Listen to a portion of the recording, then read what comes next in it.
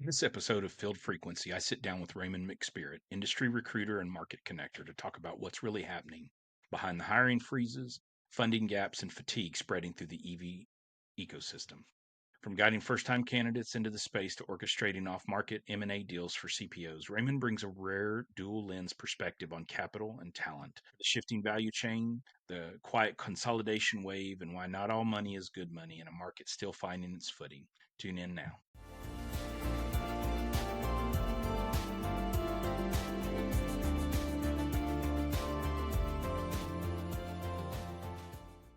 All right. Welcome to Field Frequency. I'm joined today by Raymond McSpirit. Glad to have you on the show, Raymond. Jason, I appreciate you bringing me on here, man. Yeah. We'll give the audience a rundown of who you are and what you do. Yeah, absolutely. I've been following your journey since, Autel, and love what you guys are doing over there. Love all the action that's going on in the, O&M field service space, probably one of the most important areas I see. But a little bit about, myself. I started a company called EV Recruitment 3 years ago, brought a lot of knowledge from, past experiences in technical industries, other markets, and, really got passionate about the space and understanding all the key stakeholders. And man, I live, eat, and breathe clean energy these days. So excited to chat with you about it. Good. So, you transitioned into the EV space. Why don't you, tell us what that journey, the beginning of that journey looks like, and what was Yeah. what was the catalyst behind all that? Yeah, for sure. First and foremost, I think there's a lot of people that have different, driving factors and, circumstances on how they arrived in this space. And for me, spending many years in, recruiting different, hard tech environments between industrial power electronics, fuel cells, aerospace components, cables and connectors used for data centers, to then also getting some exposure in infrastructure, really got an understanding of what a lot of the disciplines and areas of subject matter expertise ultimately culminate into this, EV ecosystem. When I started my recruitment firm, first 3.5 years ago, I definitely wanted to align myself with, two things were part of my guiding principles. It was, one, align myself with an industry that's going to make an impact. And then two, align myself with, an industry that is going to be experiencing a lot of growth and,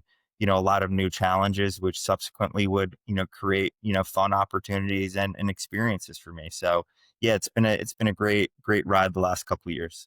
So, tell me about, what was the catalyst to founding EVR? Let's talk about that. Tell me specifically about, Yeah, yeah. we see what brought you into the space.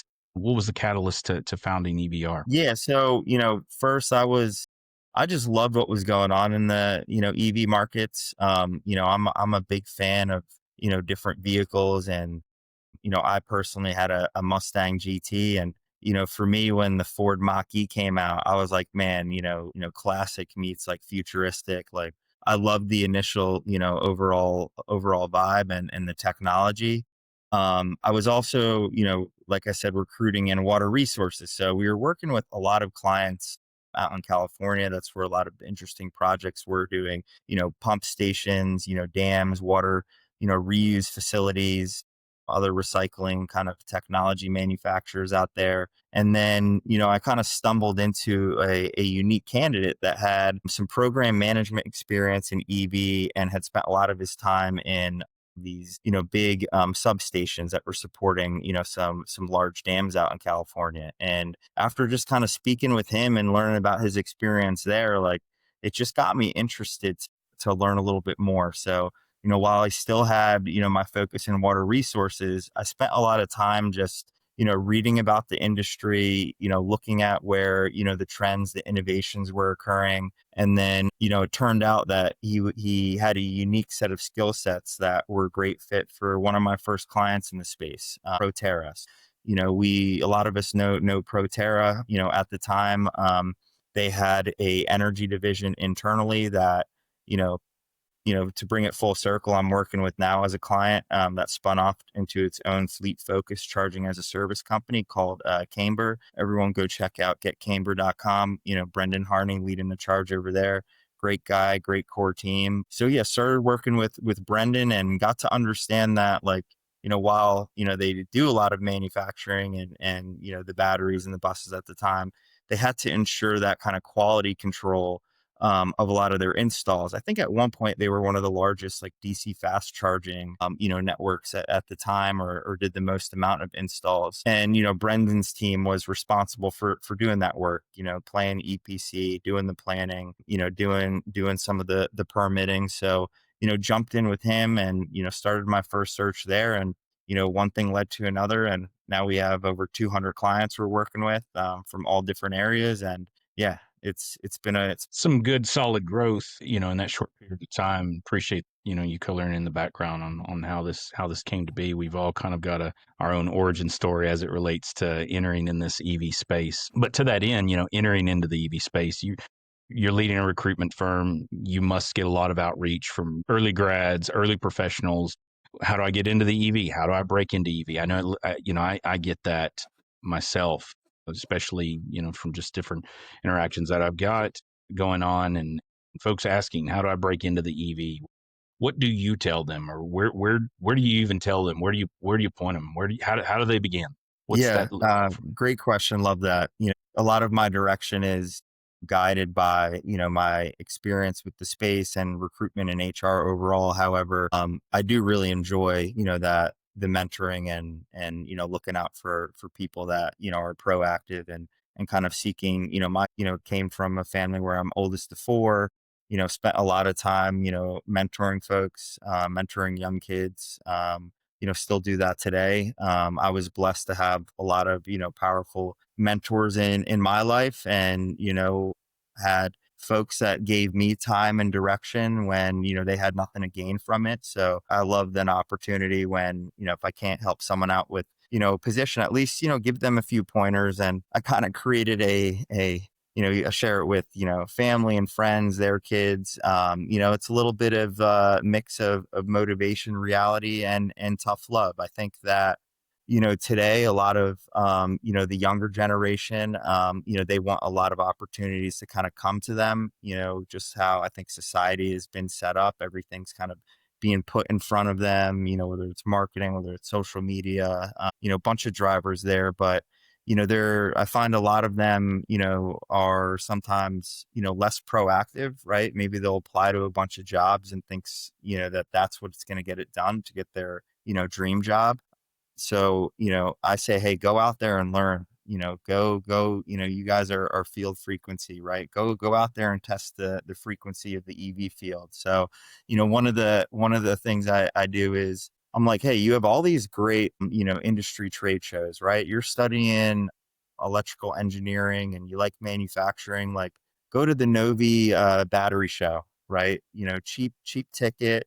You have the whole exhibitor list, click around the exhibitor list, see what interests you, see what kind of catches your attention, go to the booth, shake hands. Most of the sales folks are open to a conversation, sit in on a panel. And, it starts with just forming an understanding of the market. And so you could hone in on what you like. And I think ultimately, especially when, you're a recent grad, it's one thing if like you're an executive or a VP, sure, like temperament and overall outlook and soft skills are extremely important, but, even more so than, your, engineering or, educational experience, you don't have experience. You just have a piece of paper. So, they're going to judge for, what's your potential, and potential, is really rooted, I think, in intellectual curiosity, kind of being open, thinking outside of the box. So, I like that recommendation. And I've also been like very surprised with, how exciting and how innovative and how impactful, the clean energy landscape is, that there's not more college students at these trade shows, right? Like I don't see, maybe you see like a group getting walked around by the producers because, it was some kind of press thing, but like I'm always shocked. And I think anyone that's listening to this and takes this advice, that's a huge benefit, right? If you could stand out and you could separate. Now, imagine you go to that show and there's 20 companies you want to work for. You're not going to say, hey, take my resume. You're going to learn about them. You're going to relate to them. You're going to ask questions. You're going to look up recent press releases.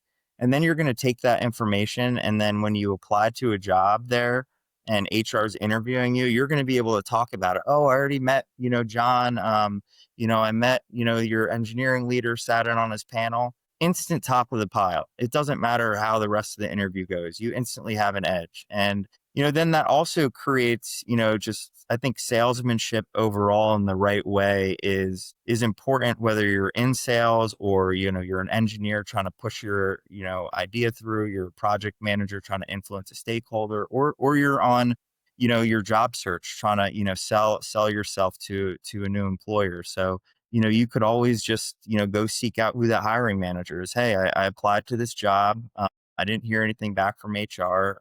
Just wanted to let you know I stopped by your booth. Or even if you don't use the trade show thing, you could still say, hey, I was looking into this new product you launched. I actually took a course on this. Would love the opportunity to be considered a candidate. And, that it's not going to happen with one of those. You got to do that 100 times. And then, once it's going to click, and all you need is it to hit once, then you got your job. And more importantly, you got the job you went after and you wanted. It wasn't just the one job that responded to you. So, I think it's everyone has the opportunity, and in an age of impersonalization and automation and mass outreach and spam calls, now more than ever, like genuine in-person, interaction is going to stand out. So lean into that.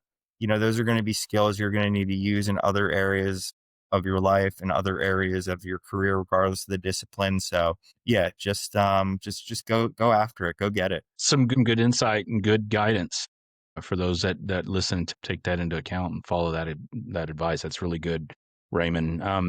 You know, looking at this space, you're talking about the dearth of new talent. It's almost like folks like me, I've been in this space for 8 years. In that short 8 years, it's short, I guess, from one perspective, but from the other perspective, it's not so short because it's like 1 to 2 years in the EV space is almost like 3 to 5 years in terms of the way the technology, just the whole industry as a whole, is shifting forward constantly. And so, for those that are new into the space, 2 to 3 years of experiences can feel like 10 years just because of the change. I mean, when I kind of reflect on my journey in the space, it's been, there's been divergence of path tied to reductions in force or instability behind companies and not knowing, are the doors going to stay open or are they not? And just the insecurities that an employee would feel working for a company in a immature industry. And, so many things. So, I guess cutting to the chase, newcomers without any background, they've got to catch up. They've got some, they don't have the degree of kind of institutional knowledge that they've been gathering. Yeah. They've come in maybe from SaaS, or they've come in from other parts of technology. They've come in from completely different. How do they catch up? How do you help them look, if they're a serious candidate with an EV company? How do you kind of help them to what it's going to look like? How do they catch So up? this would still kind of classify to me as, just giving someone the right direction. And, but for how the external recruitment side works, a lot of our engagements, our clients are coming to us with folks that like really have the experience, or it's like an area of transferability that's like interesting. For example, like one of my clients that's an L2 multifamily, charging as a service provider, when they were launching into new markets, it was actually better that, we went after candidates without EV experience. So that was just part of like, because there wasn't too many in that space. So, they needed certain kind of, sales profile. They had a certain kind of function within a company, an AE versus BDR, SDR, that was selling to a certain customer base. So as we're building our searches and thinking outside of the box, I proposed to them, hey, what if we get somebody that was selling, it's a solution sale, educational sale, like some kind of smart access locker, selling to REITs or multifamilies, or somebody that was selling at Siemens, like, smart building management systems. And in those cases, it even turned out to be a better fit. So that with, one, like in innovation curves like this, where there's constant change and constant, improvements and iterations, there's also a benefit of coming in with a fresh look. So instead of viewing it as like, man, how am I going to overcome this mountain? All these people have experience. I come in with like, I'm bringing a new perspective. And we've seen this. We've seen the giant, EV charging companies, or, the alternative battery chemistry companies that, you know, 2, 3 years ago, you're like, man, those guys are titans. They're going to remain around. They came and went.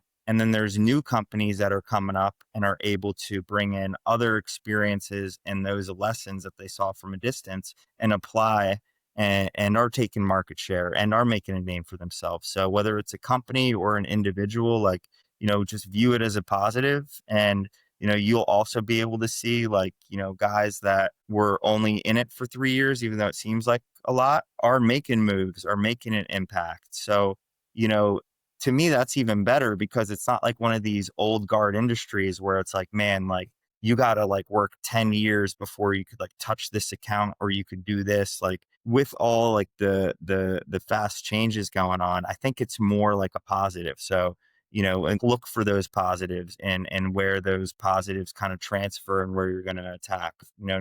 Don't, overwhelm yourself by thinking it's working against you. Some of what you just said there ties into a question that I wanted to ask you about, how your firm is working with, everyone in the EV value chain. I'm going to ask you something about that here in just a moment. But before we get too far, kind of into what it looks like to align talent with, a company's unique needs, before we get there, I want to ask you about something that really it ties into a broader conversation that's being held among people in the EV space that have been around for 5 to 10 years or so, or maybe even more so, kind of some of around the vets of the industry, if you could reframe it that way. But what I wanted to talk about is there's a growing fatigue in the EV workforce, and it stems from several things. It's kind of some of the early entry players, I guess what we could call legacy firms, that are going through reductions in force. Startups are burning lean. Employees are feeling like commodities, and just an unstable system. We just saw a reverse stock with ChargePoint. Obviously, that signals things to the market. A number of things that gets. But anyways, employees feeling like commodities in an unstable system. How do we establish trust between employers and talent in the space, which is a space still trying to find its footing? Yeah. Lots of layers with that question, but I think, how I, maintain that, or try to do as a facilitator, right? Like, just like, what really, aside from like, working with these companies and what they do, like, what's my actual job? It's, to support these companies on these unique positions, go out to market and find the perfect fit, but facilitate, that fit in a timely, accurate process. So, for me and how I run my shop, it's like, I want to be overly transparent, right? When I'm talking with, hiring managers, and new clients, I'm always like, what are the 5 reasons why someone should join? And then, there's always another side to the coin.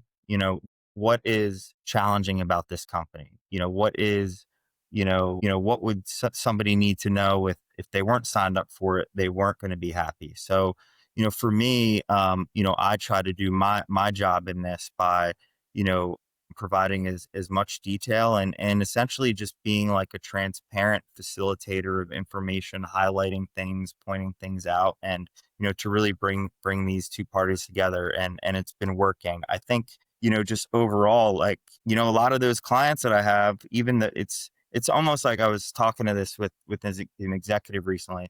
The companies that are doing the best right now are even doing some of the least amount of hiring, right? They have a good project development pipeline. They already have a lot of orders for their chargers. They're backlogged. They're at capacity. So a lot of them are using this opportunity to kind of just like reset and refocus, because, and that, does include like laying some people off. I think that in any company, you hear it all the time, like, people that were so loyal for so many years all of a sudden just get like let go without like any notice. And I don't think, necessarily just related to EV. I think it's just related to kind of, our society, and how, corporate businesses operate. So that's always going to be there. But yeah, it's been a lot more challenging within this space, right? A lot of companies have come and gone. So, folks need to know, like, understand that, they know what they're signing up for, and they kind of have to be ready for anything. Now, on the other side, candidates are also just as opportunistic. I hear the same thing from, hiring managers. Man, like I had this guy for a year and a half. We gave him everything we wanted. We put him on this path. We gave him more experience. And then all of a sudden he comes and he says, he's putting in his 2 weeks notice, right? She says, I'm leaving tomorrow, right? So I feel like that, is been happening on both sides. But I also see that, we see the average employee tenure is going down. It's getting shorter and shorter. We're seeing more consulting opportunities, more project-based work. We're seeing a lot of companies that, whether it's for a cost reason or for another reason, are, maybe no longer looking to have a big workforce that's vertically integrated and instead want to remain lean and focus on, a theory I have with the new guys is like,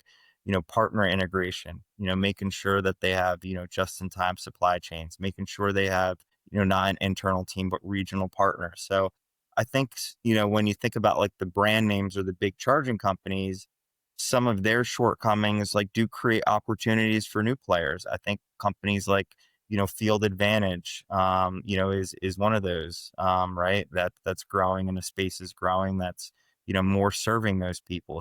In any market though, that's going through this much growth and where you're seeing like pullbacks and, consolidation. Yeah, there's going to be, less seats for the amount of people that are in it. And that's just a decision that you have to make.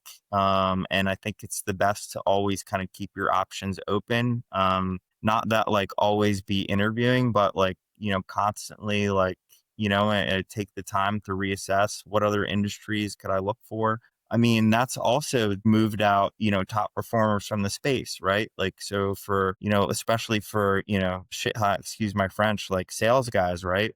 Guys that, were clearing, X amount where, 40+%, 60% of their, OT is commission. Why would they step into an environment where they can't even have confidence in the market, even giving them the ability to hit their numbers, unrelated to their own ability? So, I've also experienced some candidates that are like, oh man, I'm going into battery storage, I'm going to move some battery storage sales, or, I'm going to move into, this kind of UPS system that's, focused in the data center space or something like that. So, we're definitely are losing some good people as well. But I do think there's, enough opportunity out there, for you to kind of pick your angles, just kind of stay prepared, stay ready, what you're signing up for. And yeah, it's tough though. It is tough.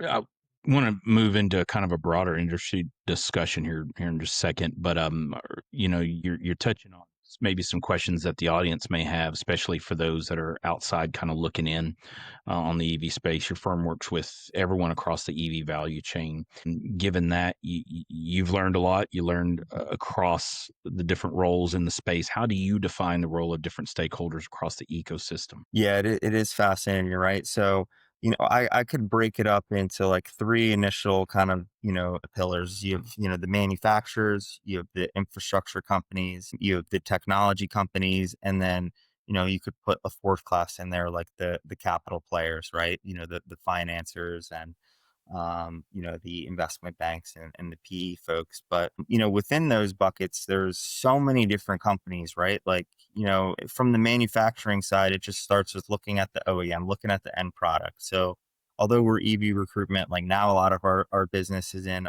battery storage. So very much adjacent. So you look at, a battery storage system, you look at, a DC fast charger, or a variety of the electrical vehicles out there. Most people outside of the industry, they could only point to a few of those within each category, but there's a whole army of and a lot of innovation and companies that are supporting those. And that's what call the supply chain, right? So you go down the supply chain, you have tier ones, you have tier twos, you have, even distributors, you have other, suppliers, contract manufacturers. So You take that vehicle apart, there's going to be somebody that's, manufacturing the cells in the battery, someone that's assembling them, somebody that's manufacturing the wire harnesses, designing the power electronics, the DC to DC converters, the cables, the connectors, the bus bars, the other components, right? So there's so many companies that, focus and specialize in those areas, where you could look at, from the infrastructure side, right? You have all these different, EPCs, like other kind of turnkey guys, just pure construction guys, folks that are just specialized in the operation and maintenance. Then you got, companies that are doing a charging as a service kind of model. That's a whole different topic. There's so many different variations, some that are just focused on the fleet, some, that are just focused in, certain kind of CPO markets, grocery stores, retailers, interstate corridors, the CPOs I would, put in there as well. And then obviously on the technology side, lots of different, SaaS companies out there. I wish we would, recruit a little bit more in it, but, we have had some pretty interesting, clients in that space. I love the innovation that's going on there and the tools that are being created, right? I'll shout out to couple companies that I've really admired following their journey. I like, Montera, really cool, like, site design software where you just kind of, tag your, charger stock, your labor rates, your power, and it'll spin out a design. Like how cool is that? Instead of having to spend all this time doing semi-accurate preliminary designs with an engineering team, you could use that to enable your proposal. Or there's other companies out there that are trying to, focus on the O&M challenges, right? Or even for site selection, due diligence, and utilization forecasts. So there's a whole variety of companies. And I think even when you get experience in one of those areas, like, it is adjacent to other high growth industries, because the lower tiers, right? And I saw this with, some of the, let's call them like, high price point, high performance, strong IP tier twos. Like, let's just talk about the DC to DC converter companies, right? Like, that there was a lot of innovation going on there. The big OEMs were looking at considering speccing them in. And then it kind of came down to, it's like, this is a nice to have. So companies like that now have just pivoted themselves in the data center. So I think the core kind of technology and solutions that, folks in this industry are providing, I do think it's still going to set you up if, and give you options if you want to move into another high growth market.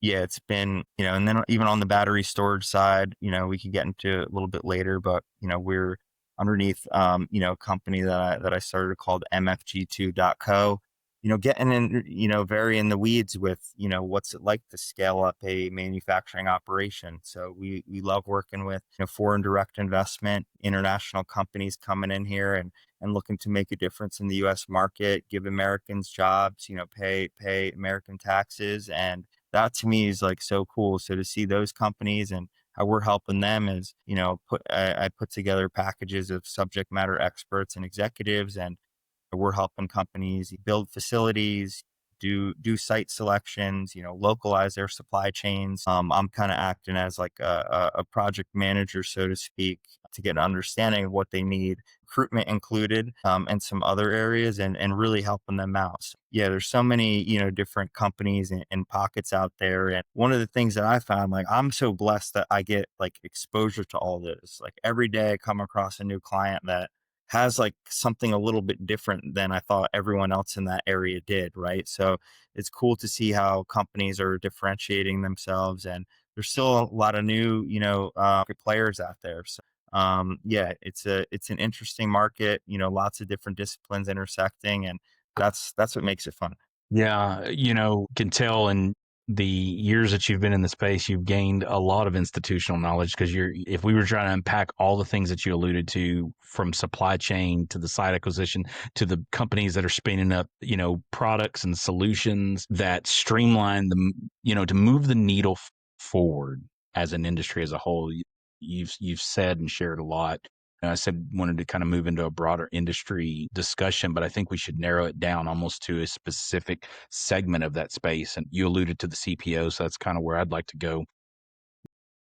Looking at the perspective of the CPO executive, what you've been in lots of conversations and you've gotten a peek behind lots of different types of curtains. What are the most significant operational or investment gaps that you've observed when you've been in conversations? What's the perspective of the CPO executive? What's that look like? Yeah, for sure. And to me, I've really enjoyed, getting an insight to that perspective because if you, at the end of the day, like their perspective and like their, strategy and challenges are what affects everybody else. Right. So, and recently, and I could, maybe this would be a good tie into Jason, I've been doing, a lot of work now in the M&A origination space.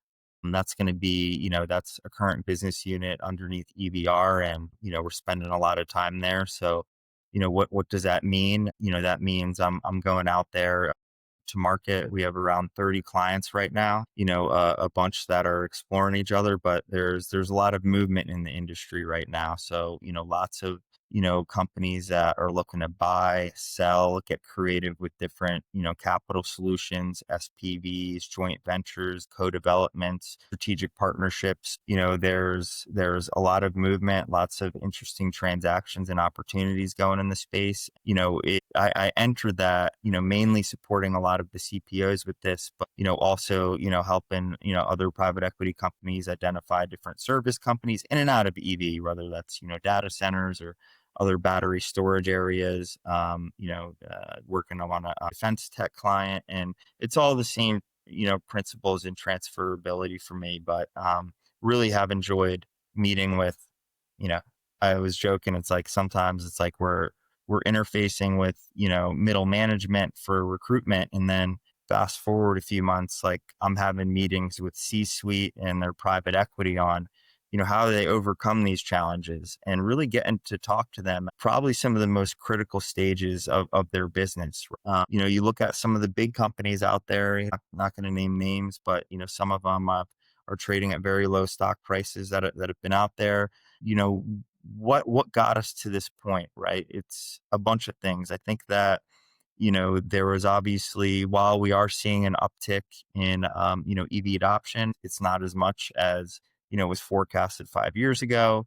You bring in an administration that, has a whole different approach, complete opposite take on, NEVI funding and what the IRA stood for. That's a whole other conversation. I think there were a lot of positives, with having, NEVI and IRA, but on the same time, it got some of the players out of the way that, weren't necessarily serious, like in a way that, they were just, you see these like groups of guys that got awarded these projects, and you look on LinkedIn, it's like they worked in DC and they worked in other lobbying fields. It's like, get out of here, right? Like, they're not caring and putting into the time to actually, operate a business, which, comes with reliability, which comes with ensuring things are done right. Even if you're going extra, having to spend a little bit more to make sure your infrastructure is future proof, or, making sure everything's aligned there. So I think with lower adoption, obviously the, Trump with Trump and kind of his change in policy, a lot of large, investors got burned in the EV space. So I even think, some of the money maybe didn't, wasn't as interested as they used to be. It wasn't the shiny toy in the room. They saw some of their other, capital buddies got burned on some big deals. Supply chain affects that as well, right? All these uncertainties in the supply chain, companies plan, year plus in advance, where they're sourcing, qualifying this product, putting this facility, and to have that, weigh on them, where these decision makers are like, we don't know where the tariffs are going to land this month or like last or next month. Like, it could change, right? So how could they really strategize around that? So all these factors come together, and it creates an immense challenge. So, different CPOs have, different models, and will show, different, speed and path to, operating a, profitable, station. I'm seeing could be good companies like 3 years site could start turning profitable. Other ones, it could be 5. Some of them are never profitable because they were just put in the wrong locations or have the wrong hardware. But so you have a lot of these, CPOs that really, like, that I think have the right models, that are mid-size, like regionally focused, staying lean, working with partners. They've only have seen a substantial amount of installs for over a couple year period. So even though they have a very large project development pipeline and, a lot of signals between some of the data they're accessing from utilization, forecasting, and their historical data, they're like, man, like these sites are profitable. We need capital. Right. So they make their rounds. They start talking to investment bankers. The investment bankers are looking, they're like, well, your whole portfolio isn't profitable yet. It's like, yeah, but we just got a lot of them in the ground like last year. But you have a lot of inventory that you've been sitting on for a while. What's up with that? Yeah, the industry said it was the right thing to do a couple years ago is, just to save costs. And I buy a bunch of free wire chargers at a discount and put them in a warehouse, but can't use them anymore. So they kind of got caught up in that. And, there's opportunists in this space that maybe are a little bit more aggressive from like the capital side, right? Where, they're coming in and giving these guys crazy terms with, all these, with high interest rates, you're throwing in fees, covenants, warrants, these CPOs and, other operators are like, man, like, not all money is good money, and they don't want to give up an arm and a leg for their business. So a lot of them are, we're kind of like taking their time with, exploring the options, see kind of where the dust settled. And they do need creative solutions to deliver. After, getting an understanding of those, it helps to have I studied, energy finance and, was a partner in a retail business that included a supply chain and warehousing, multiple storefronts and wholesale accounts. So like, I totally, I kind of understood, from that standpoint. And it's so much more interesting to me. Not that recruitment isn't. So what I started doing is going out there and, one, I now am an advisor. I'm at this company, US Capital, for their clean energy team and supporting, folks in the space, that may need some direction on where to access capital and, so what capital is good capital? I mean, when it comes to startups, it's even tough. We're now talking about like CPOs we look up to are having a challenge. So like, unless you're self-funded, hey, I have this software product or like, it's tough, right?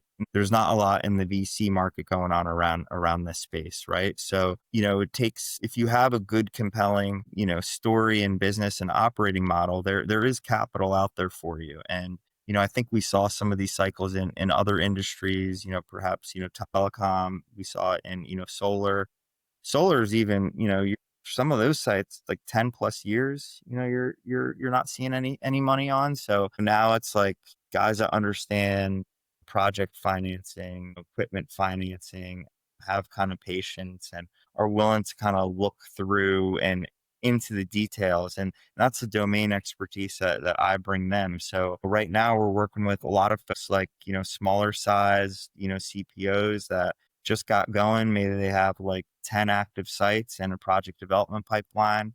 Those guys can't raise money. They've been trying to for like a year.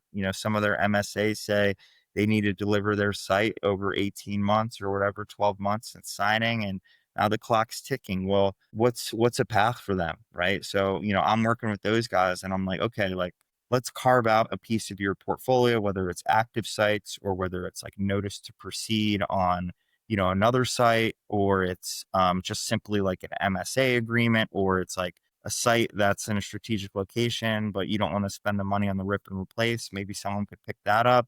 So I've been going out there and talking to a lot of those companies that are looking for creative solutions and, buying or selling, their company or part of their portfolio is on the table now. And I think, everybody is over these next couple years, every single company, this isn't just the CPOs in this space. You have to be open to, buying or selling your company or part of it, or, that just keeps more options on the table. I guess one more note on this. Sometimes it's a two-prong approach, right? One of the strategies I came up with and had got some, buy-in from some of the leadership team. It was like, hey, you're trying to raise X amount. Okay, that's plan A. Maybe what's plan B over 3 months? Here you have this project development pipeline with certain sites that fit into like, your strategic growth areas. why don't we like carve out like a few of these sites and like you could just sell them and then you could take that money and then you have cash flow, you could maybe borrow more against it. And I'm starting to work with them through this and I think they're starting to understand and I'm glad I'm getting confirmation that I'm just, it's not some former recruiter that's, being looked at coming up with strategies that aren't accepted. But yeah, I found myself into some very interesting rooms, talked to just over the last month, probably like 20 different, private equity, angel investor types that want to get in for the first time, bunch of CPOs out there, a bunch of charging as a service companies that maybe want to try their hand at a CPO, a lot of regional installers I found and EPCs and like, certain states, they kind of stumbled into a CPO portfolio, just, the utilities, right? Like they thought that was a natural transition for them. And they're having challenges. So it's like, great, like, let's get you some cash. Like, let's go find, a partner that's going to take care of your customer that is going to be the best fit for them. And we're going to work out a win-win deal. I've found a pretty interesting kind of, angle where I could continue to impact a lot more companies and, just learn the other side, right? Not just, the technical, the operational or like the human capital side, but to actually understand like, how the financing and how the capital markets are actually thinking in this industry. So last note on that, I think there's a lot of positive stuff based on the signals that I'm seeing. We're starting to see some companies, get some funding in the news, a few, some active acquisitions going on and talking to a lot of new well-financed, CPO players. So if you're out there as, investor or company looking to, consider a path and, what makes sense from either, buying or selling, part of your company or some of your network, feel free to reach out. I love talking about this and, nobody has it figured out. So it's just about, talking to as many people as you can. Everyone's got a little bit of a different perspective and there's truth, within everyone's perspective on both sides. So I think that's kind of how you have to approach things. But yeah, man, it's been fun. I like this direction that I'm taking the business. You mentioned something earlier about not all money is good money. There's another phrase: you take the money, paying, stepping away from maybe what is bad money or inconvenient money or money that would align a CPO, whether it's mid tier or legacy, taking money that wouldn't be aligned with what's best for them. Say that you made a comment about some investors in your network having patience, so you obviously are aiming to channel patient money into a CPO. That's where you're taking that, is that's the direction you're going in. When we look at long-term strength for a CPO, whether it's national or I call them regional, I think maybe you if I'm getting the nomenclature right from your definition standpoint, you probably what I would refer to as like a regional CPO that's in a particular area of the country. You might refer to them as a mid-tier operator, whether it's national or mid-tier. Where in looking at from the perspective of long-term strength in this space, when is the time to get on the train? When do you take that patient money and how do you move that forward? Where and or maybe what's the typical profile of the operator, whether it's national or mid-tier? What makes them either an ideal investment target to those with the patient money, or maybe we want to answer it from the other perspective. How does the CPO know when to pursue? Because I would say that probably the regional CPOs, the mid-tier operators, would look at investment or even potentials conversations around it. It's probably going to be a different conversation, different motivation to that conversation for the mid-tier versus the national. That's got more time behind them, other debts. Yeah. Maybe you could speak to that. Yeah, I think, one of the things that I mean, not just like, yes, patient money, that's just appetite that like brings someone to the table, but like, what are actually like the dynamics of the deal itself? So, a lot of mid-sized CPOs, right? Like, and not to take anything, I work with a lot of great bankers, not to take anything away from them, but like, they just don't really know like the nuance and everything about the industry itself. So, they're coming in and they're seeing a down cycle and they're like, man, I'm going to come in here. Like, if you want capital from me and like, you don't deliver this, then I get controlling stake in your company and you got to pay these crazy interest rates. And like, the CPO operators are like, man, I don't want to sell my whole company now. We're just in a little trough. We're just, in a little bump in the road. Like, I have a lot more value to be realized on my own and gained with something that's already working for us. So, they are being patient to make sure the right money comes along, and that believes in them and is backing them. But it also could come down to the operator sometimes. Like, we all know the certain business types that want to own 100% of their company forever. At a certain time, maybe you need to give up a little bit of your company in order to get to a higher, a greater location, in the future. And it's also like, I'm working with, I guess just a few examples to kind of narrow in. So, working with a company now that, invests in grocery stores and, ATMs, and just likes that whole like business as, so they want to target stations that are like in that market. To them, that makes sense. So it's like aligning the parties where things make sense to each other. Or, you have a CPO that's operating in a region and they just got a pipeline of, sites in a new state. Yeah, maybe now's the opportunity to consider buying, 10 sites, or, a corridor that's operational in that area. So then you just get, economies of scale with kind of operations. So I think there's like a lot, it's a moving target too. For a bunch of, for some of those, I think even reasons that we were saying, like where, like no one has a crystal ball, right? Like, what does the regulatory landscape look like in 6 months? What's the supply chain, direction, going to look like there? So these guys are left with very tough decisions where they need to like be cautious. And even though there's, part of them's like, man, like we should just take this money and double down. So they need to be cautious too. Going back to my initial point, like the CPOs and their decisions to like proceed with a pipeline of projects, or, to take that money and like, risk growing, I think is kind of going to be, is once we start seeing companies do that, like, more companies start to do that, I think, things are going to start picking back up a little bit. But, also too, just for me, like I love like, autonomous vehicles and, some of these cool like wireless charging, autonomous robotic charging systems out there, in the future, like working with some cool battery cell companies. And it's like, man, like you could get like, a full charge in like 10 minutes, like, 500 miles. Like there goes range anxiety. There goes a buying decision, not to, because you don't want to sit in a parking lot during your commute. So then that roadblock of a new adopter, or, and first time EV owners removed. Prices start coming down, right? There's just more available chargers. Like all these things are kind of maturing together. And, with autonomous charging, it's just going to be like, I feel like we're in like a weird place, but things are going to start opening up.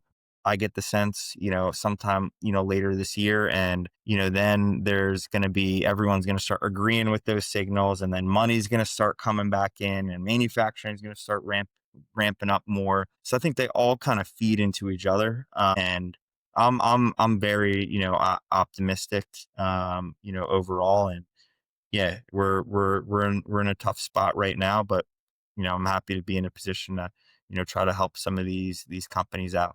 That's good. Well, Raymond, it's been a great conversation. Appreciate all your insights. It's good to hear about the recruitment side of things. Good to hear about your M&A firm continuing to follow what you're doing, both on LinkedIn and other social media channels that you're on. As we get ready to wrap up, what's next for you? What's next for EVR? What's next for your M&A firm? What's Well, I'm happy that for now I'm just staying the course, right? It's been stressful too, right? A lot of our recruitment clients haven't been hiring as much. Some of the manufacturing supply chain consulting we were doing earlier this year is a little bit hard to predict because of those quick changes in tariffs. And I actually am really excited with the group of people that I'm working with, over the last couple months, that have been seeing like value and strong interest in, my proactive, M&A origination strategies. And we've closed a couple deals recently, which is really exciting. You'll probably see maybe perhaps some of them in the news cycles,